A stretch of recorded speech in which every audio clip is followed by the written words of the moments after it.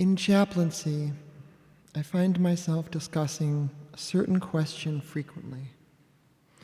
It usually comes about when I am with someone who is seeking or struggling, maybe dealing with illness or disability, maybe facing end of life and the natural fears that go with it. I'm inquiring about any spiritual practice or belief. Do you believe in God? I might ask. The response I get most often is something like, no. Then, well, it depends on what you mean by God. To which I respond, define God any way you like. What do you believe always comes back.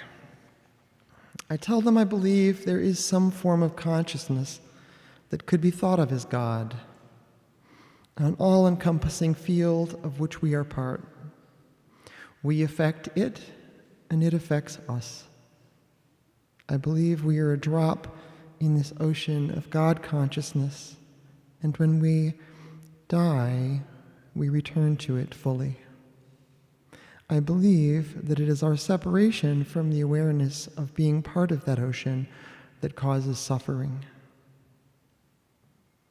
I feel like they are comforted by my idea of an accepting, non-judgmental God, but still wonder why I believe in God at all.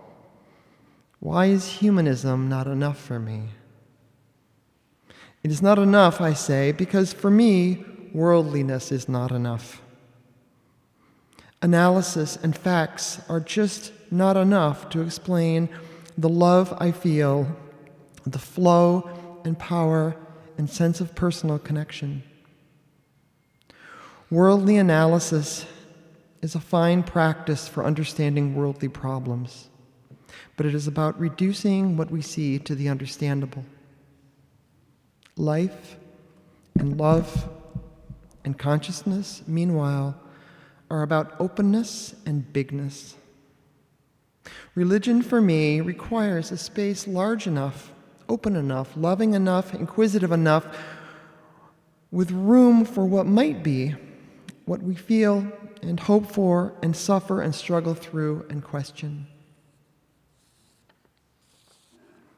Spiritual pursuit of union with God in any form is a journey. Religion is when someone has walked that journey before you and written about it. They've written a guidebook, but the guidebook is not the journey.